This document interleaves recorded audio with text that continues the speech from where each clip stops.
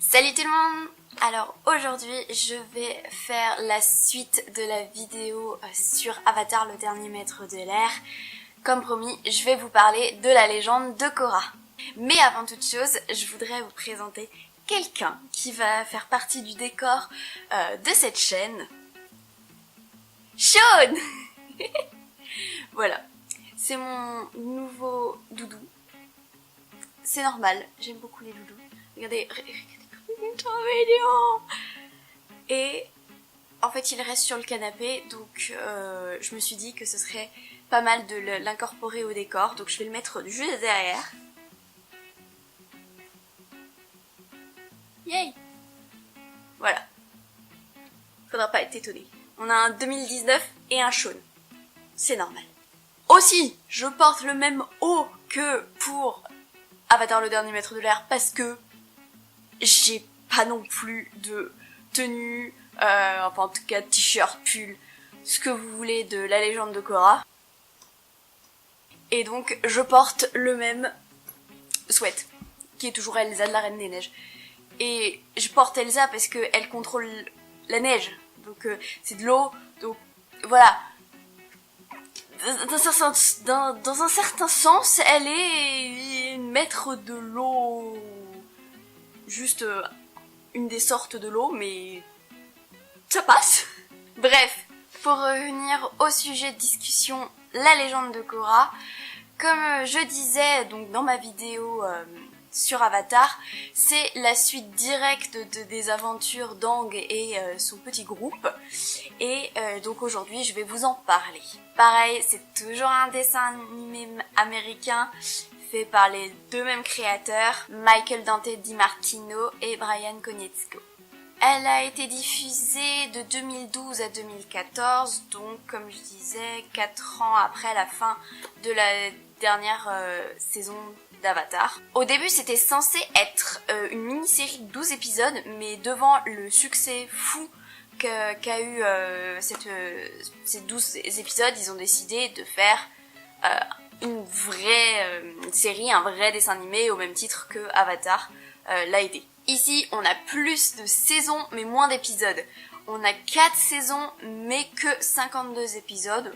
Mais ce qui est plutôt pas mal pour quelque chose qui était censé durer que 12. Et pareil, toujours la même chose. Les saisons, c'est des livres, et les épisodes, des chapitres. Pour l'histoire, on suit la même logique qu'Avatar, c'est-à-dire que on a un nouvel avatar, et avec le cycle des éléments, on arrive au cycle de l'eau. Et aujourd'hui, pour ce dessin animé-là, pour ce cycle-là, c'est Korra. Ça se passe 70 ans après... Pourquoi j'ai toujours des motos qui passent quand je tourne? Bref, donc qu'est-ce que je disais? Oui, les événements se passent 70 ans après la fin des événements d'Avatar, et la naissance de Korra veut bien évidemment dire que notre pauvre petit Aang est décédé. Mais ça veut pas dire que tout le gang est décédé. Mais voilà, donc forcément, un avatar n'apparaît que lorsque le précédent meurt. Et donc c'est tombé sur Korra. Alors Korra a su dès qu'elle était toute petite qu'elle était avatar, parce qu'elle a su très tôt faire quelques petites maîtrises du feu, de la terre, de l'eau, et un peu de l'air aussi. Donc ils ont pas dû attendre ses 16 ans pour qu'elle tilte qu'elle était l'avatar. Et d'ailleurs c'est une petite séquence adorable dans le premier épisode du premier livre. Korra vient de la tribu de l'eau du sud, donc en fait elle vient de la même tribu que Katara. Et d'ailleurs Katara est présente dans les premiers épisodes, elle est toujours vivante. Yay. Et elle l'aide beaucoup, elle l'aide notamment à savoir comment guérir, puisque une des particularités des maîtres de l'eau, c'est qu'ils ont la faculté, ils peuvent apprendre à soigner les blessures par l'eau. Donc Korra s'entraîne depuis son plus jeune âge à la maîtrise des 4 éléments, mais il y en a un qui lui pose problème, l'air. Donc effectivement elle a du mal à apprivoiser, elle s'énerve beaucoup, elle arrive à très bien maîtriser les 3 autres éléments, mais l'air lui pose problème. Et son mentor n'est rien d'autre que le fils de Aang et Katara, Désolée, spoiler alert pour ceux qui n'ont pas vu Avatar, du coup. Mais voilà, c'est Tenzin. C'est un personnage qui est génial, j'aime beaucoup Tenzin. Et donc c'est un des enfants de Aang et Katara. Et sa particularité, c'est qu'il est le seul des enfants de ce couple à être un maître de l'air. Si vous vous souvenez bien, je vous disais que tous les nomades de l'air avaient été exterminés par la Nation du Feu pendant les événements d'Avatar le dernier maître de l'air. Et ce qui fait que Tenzin est un petit peu la nouvelle génération, il a un peu la pression puisque c'est le seul, en tout cas au moment où il était jeune, le seul avec son père être nomade de l'air. Et fort heureusement, il a eu 4 enfants avec sa femme et ils sont tous maîtres de l'air. Donc ça recommence un petit peu à faire cette civilisation qui a failli être totalement éradiquée. Mais c'est vrai que par rapport aux autres civilisations de l'eau, de la terre et du feu, ils sont pas beaucoup. Et donc toute cette petite famille s'est installée dans un temple qui ressemble au style de temple qu'avaient les nomades de l'air avant. Et ils sont installés sur une petite île qui est juste en face de la Cité de la République. La Cité de la République, c'est quelque chose qui n'existait pas du tout dans Avatar. C'est normal, ça a été créé après la fin de la guerre avec la Nation du Feu. La Cité de la République, c'est une grande capitale où les 4 civilisations peuvent vivre en harmonie, avec aussi les non-maîtres, ceux qui, donc comme je disais dans ma vidéo sur Avatar, ce sont donc les personnes des différentes civilisations qui ne maîtrisent pas les éléments, parce que c'est pas tout le monde qui arrive à avoir cette maîtrise. Donc Korra décide de partir avec Tenzin à la Cité de la République pour pouvoir s'entraîner un petit peu mieux dans un meilleur environnement que dans sa tribu de l'eau. Et donc ça lui permettra aussi de découvrir un petit peu la Cité de la République qu'elle n'a pas trop l'habitude de fréquenter. Voilà où commence l'histoire. Korra qui part avec Tenzin à la Cité de la République. C'est vraiment les prémices, c'est là où je vais à peu près m'arrêter parce que sinon je vais tout raconter et ce serait un peu débile. Dans la légende de Korra, ce que j'ai beaucoup aimé, c'est qu'on a des nouveaux personnages, donc Korra ou Tenzin, et on retrouve, comme je vous le disais, des anciens de Avatar, dont Katara. Et il y en a d'autres qui font des petites apparitions, et bon, je vais pas tout raconter, mais je crois que c'est dans la 3e ou 4e saison, il y a un des personnages que j'adore d'Avatar qui réapparaît, enfin, c'est génial. Donc pour les fans de la première heure, c'était vraiment un super hommage d'avoir des personnages dont on a l'habitude de voir, enfin qu'on a adoré dans Avatar et qui reviennent pour la légende de Korra. Alors ce qu'il faut savoir, c'est que la Cité de la République, elle est aussi très moderne, puisque Toph, qui était donc une maître de la terre, a réussi à faire la maîtrise du métal, chose qu'elle a réussi après à apprendre aux différents maîtres de la terre, ce qui fait que la Cité de la République est très, je vais dire, métalleuse. Donc c'est vrai qu'elle est très différente de tout ce qu'on a eu l'habitude de voir dans Avatar, puisque c'est vrai que les choses n'étaient construites qu'avec les éléments qui existaient dans la nature, pas des choses créées comme le métal. Et c'est vrai que ça contraste un petit peu avec ce qu'on a eu l'habitude de voir dans Avatar, et même dans le début de la légende de Korra, à la tribu de l'eau, qui est restée la même que celle qu'on retrouve dans Avatar. Mais ce serait pas drôle s'il n'y avait pas une menace, parce que on va être oui, super, quand elle va apprendre à maîtriser l'air, voilà, salut, au revoir. Non, la nouvelle menace s'appelle Amon. Amon, donc c'est un personnage qui est masqué, donc on ne sait pas au début qui il est, et qui commence un petit peu à rassembler des gens autour de l'idée que c'est pas très juste qu'il y ait des non-maîtres et des maîtres.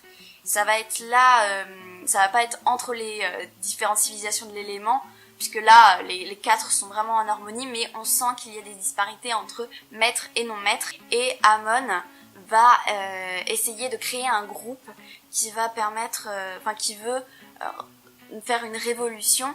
Et on apprend au fur et à mesure des épisodes, là c'est juste un truc que je vais révéler, c'est que il arrive à enlever la maîtrise des maîtres.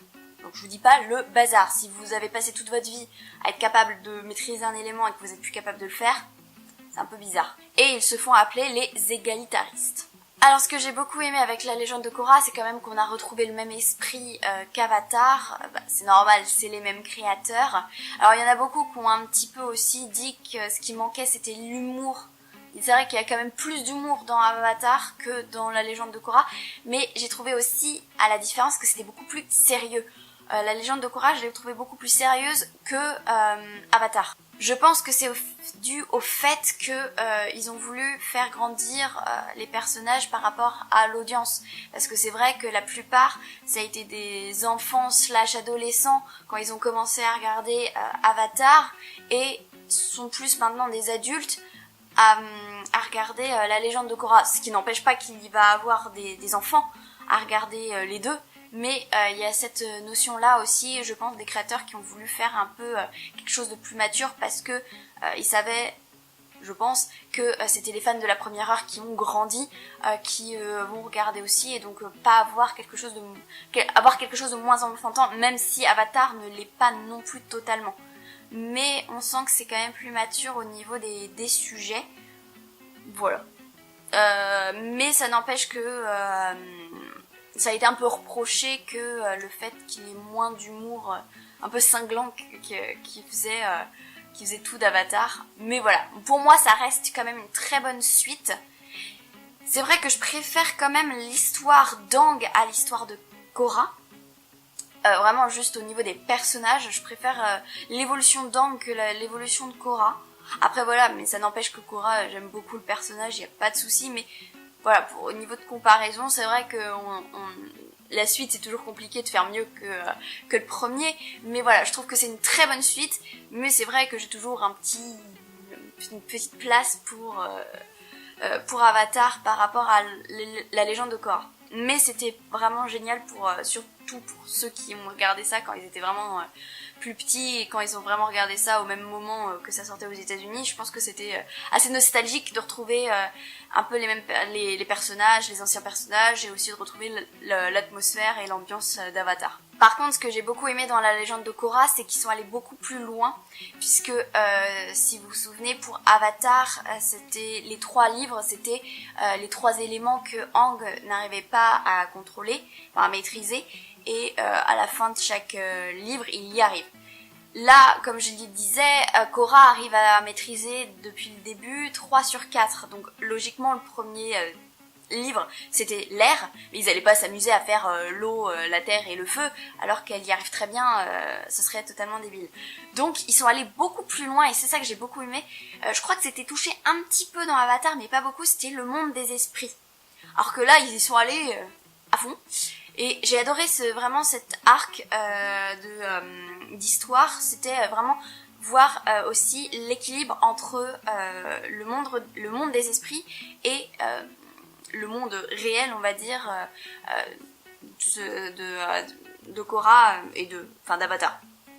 Et toujours pareil, on a toujours ces personnages qui sont ni gentils ni méchants 100%, on comprend pourquoi ils ont ces capacités, ces défauts, c'est ça aussi que j'avais beaucoup aimé dans Avatar, et on le retrouve aussi dans la légende de Korra.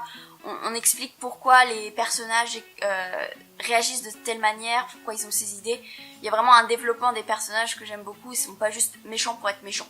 Ce qui m'amène à dire aussi quelque chose que j'ai oublié de préciser dans ma vidéo sur Avatar, et je m'en suis voulu quand j'ai fait le montage. Punaise! Les personnages féminins! Mon Dieu! Alors déjà dans Avatar c'était pas mal parce que Katara. Je veux faire un cosplay de Katara. Et en plus là, avec la légende de Korra est une femme. Alors c'est pas la première femme Avatar, il y en a eu bien avant. Mais voilà, c'est des personnages badass, mais littéralement, qui savent se battre, enfin, voilà. Et il y en avait des deux côtés, par exemple, pour Avatar, il y avait Azula, et qui était totalement capable de se battre, vraiment très bien. Il y a Katara, là il y a Korra, il y en a énormément des personnages féminins forts, et ça fait du bien d'avoir des personnages féminins qui n'ont pas besoin d'être sauvés, mais qui sauvent le mec. Alors, Pareil que pour Avatar, il y a des comics qui sont sortis juste après la sortie du dessin animé, que je n'ai pas lu non plus, donc je ne peux rien vous dire dessus. Voilà, mais c'était juste pour dire qu'il y a aussi des comics qui sont sortis, et je pense que quand j'aurai le temps, je me poserai et je les lirai, et puis bah, je vous ferai une petite vidéo là-dessus. Par contre, je ne peux absolument pas vous montrer les DVD. Pourquoi? Mais parce qu'il y en a pas! Si, pardon. Il y a le tome 1, enfin le livre 1 qui est sorti en DVD. Mais où sont les 3 autres? Je ne sais pas. Il n'existe pas. À chaque fois que je vais dans un magasin de DVD, ou enfin en tout cas il y a un truc de DVD, je suis toujours dans le manga, parce que je sais qu'ils sont là, avec les dessins animés, manga et tout ça. Je suis là genre... Je vois Avatar, mais je suis là genre, je les ai, mais la légende de Korra, je l'ai pas, donc je suis là triste, à me dire... Je le veux. Pourquoi? Bon, il n'y a plus qu'à croiser les doigts pour qu'ils sortent. Je sais qu'ils sont sortis aux États-Unis, donc il n'y a pas de souci, mais en France, on les a pas, donc je veux, s'il vous plaît. Je vous ferai des gâteaux. Donc voilà pour la légende de Korra. Donc c'est vraiment une très bonne suite, comme je disais. Je vous la conseille si vous avez regardé Avatar aussi. Vous pouvez totalement regarder la légende de Korra sans avoir regardé Avatar, mais vous allez être un petit peu paumé sur certaines choses qui sont pas expliquées parce que on pense au fait qu'on l'a déjà vu dans Avatar. Et il y a des personnages qui vont apparaître et on sent qu'il y a une pause pour dire oh, c'est ce personnage. Et si vous les avez pas vus, vous allez être là genre ouais, pourquoi ils s'arrêtent sur ce personnage-là. Donc vous pouvez regarder la légende de Korra sans problème, mais bon, je conseille quand même de faire Avatar et après la légende de Korra, ce sera plus simple. Mais voilà, moi c'est vraiment une série, enfin un dessin animé que j'ai beaucoup aimé, que j'ai regardé en plus avec ma petite sœur, parce que comme je disais, je l'avais rendu addict à Avatar, et quand la légende de Korra a commencé à sortir, bah j'ai fait Chloé il y a la suite, donc on s'est dit on regarde ensemble, et on s'est regardé ça toutes les deux, donc c'était super cool, et c'est vraiment un super dessin animé.